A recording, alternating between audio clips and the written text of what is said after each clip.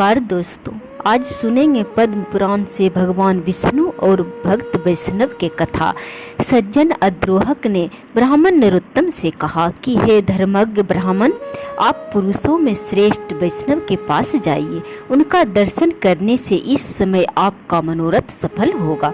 बगुले की मृत्यु तथा आकाश में वस्त्र न सूखने आदि का कारण आपको ज्ञात हो जाएगा। इसके सिवा आपके हृदय में और भी जो मनोकामनाएं हैं उनकी भी पूर्ति हो जाएगी। यह सुनकर वह ब्राह्मण द्विज रूपधारी भगवान के साथ प्रसन्नता पूर्वक वैष्णव के यहाँ आया।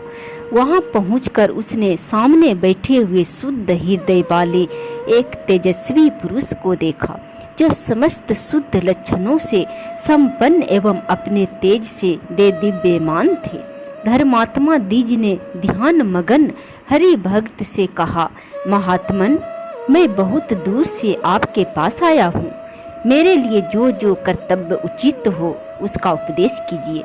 वैष्णव ने कहा, देवताओं में श्रेष्ठ भगवान विष्णु तुम पर प्रसन्न है।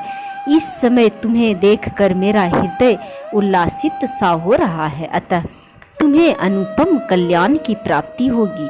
आज तुम्हारा मनोरथ सफल होगा। मेरे घर में भगवान श्री विष्णु विराजमान है। वैष्णव के योग कहने पर ब्राह्मण ने पुनः उनसे कहा, भगवान श्री विष्णु कहाँ है? आज कृपा करके मुझे उनका दर्शन कराइए।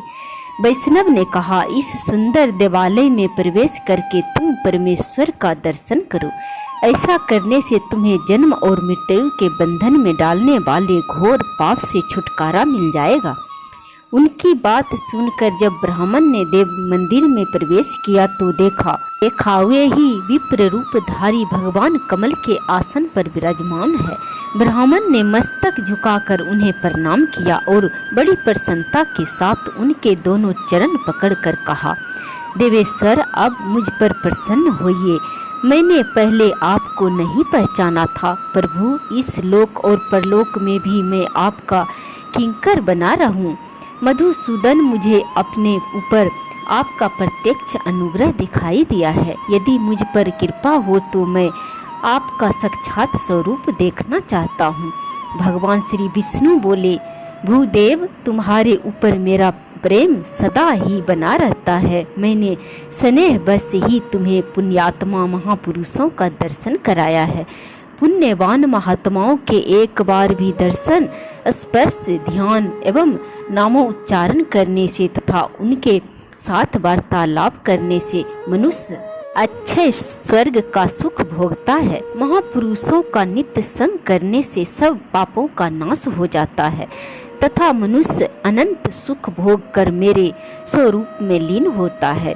जो मनुष्य पुण्य तिथियों में पुण्य तीर्थों में स्नान करके शंकर जी तथा पुण्य आत्मा पुरुषों के आश्रम का दर्शन करता है, वह भी मेरे शरीर में लीन हो जाता है।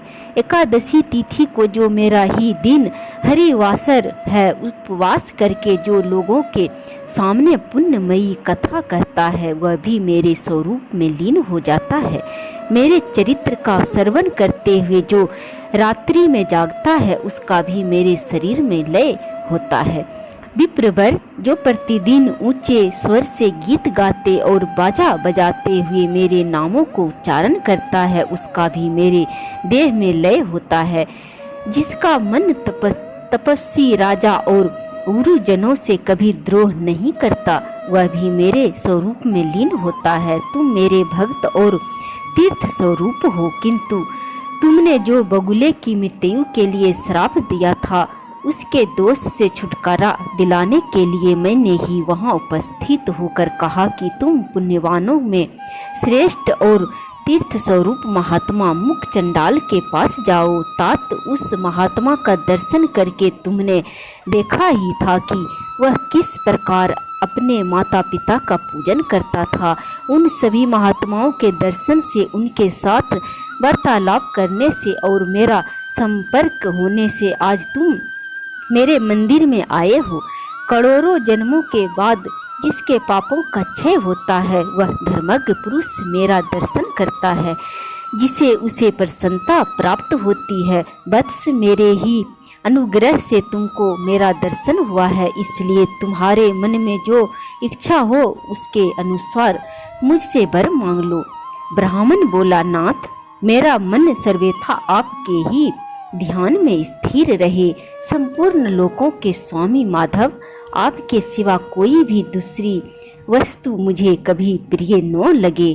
श्री भगवान ने कहा, निष्पाप ब्राह्मण, तुम्हारी बुद्धि में सदा ऐसा ही उत्तम विचार जागृत रहता है, इसलिए तुम मेरे धाम में आकर मेरे ही समान दिव्य भोगों का उपभोग करोगे। किंतु तुम्हारे माता पिता तुमसे आदर नहीं पा रहे हैं, अतः पहले माता पिता की पूजा करो, सेवा करो, इसके बाद मेरे स्वरूप को प्राप्त हो सकोगे।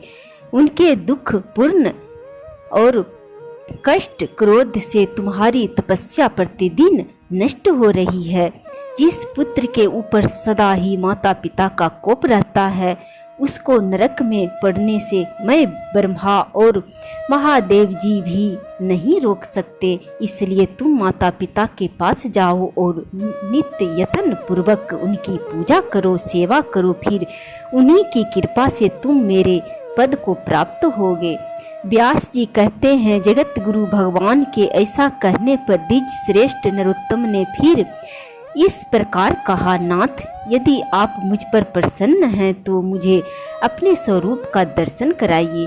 तब संपूर्ण लोकों के एकमात्र कर्ता एवं ब्राह्मण हितैषी भगवान ने नरोत्तम के प्रेम से प्रसन्न होकर उस पुण्यकर्मा ब्राह्मण को शंख, चक्र, गदा और पद्म धारण किए अपने पुरुषों उत्तम स्वरूप का दर्शन कराया। उनके तेज से संपूर्ण जगत व्याप्त हो रहा था।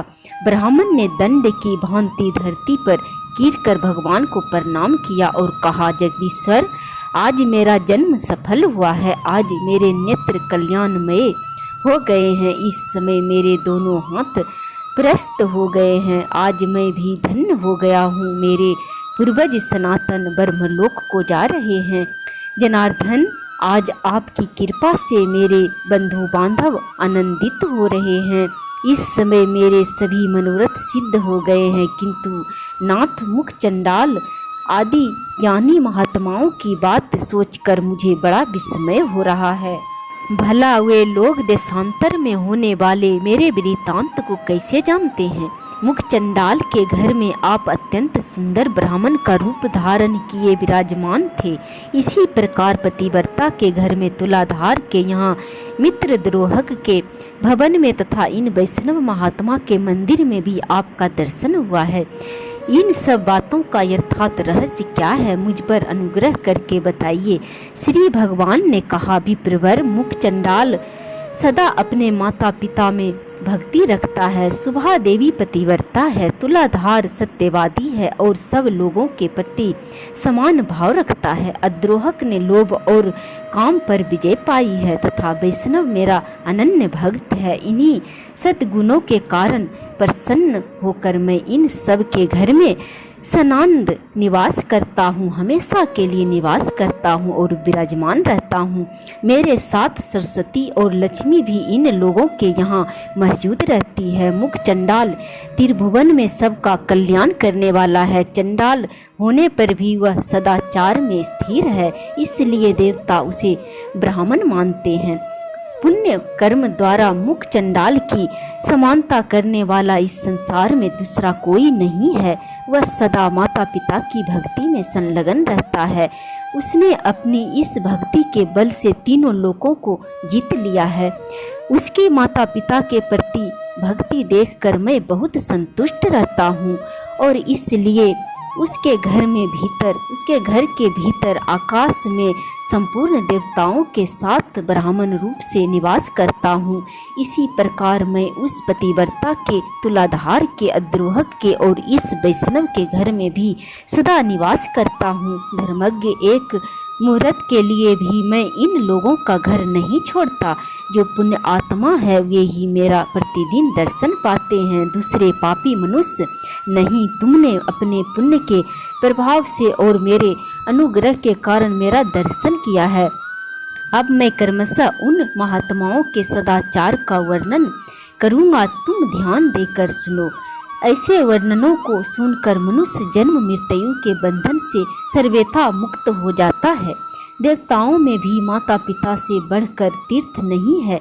जिसने माता पिता की आराधना की है वही पुरुषों में श्रेष्ठ है। वह मेरे हृदय में रहता है और मैं उसके हृदय में। हम दोनों में कोई अंतर नहीं रह जाता। यह लोक और परलोक में भी वह मेरे ही समान पूज्य है। वह अपने समस्त बंधु बांधवों के साथ मेरे रमणीय धाम में पहुंचकर मुझ में ही लीन हो जाता है। माता पिता की आराधना के बल से ही वह नर श्रेष्ठ मुख चंडाल तीनों लोकों की बातें जानता है। फिर इस विषय में तुम्हें विस्मय क्यों हो रहा है? ब्राह्मण ने पूछा, जगदीश्वर, मोह और अज्ञान बस पहले माता पिता की आराधना न करके फिर भले बुरे का ज्ञान होने पर यदि मनुष्य पुनः माता पिता की सेवा करना चाहे तो उसके लिए क्या कर्तव्य है? इस कथा के आगे का भाग मैं अगले वीडियो में डाल दूंगी। जी।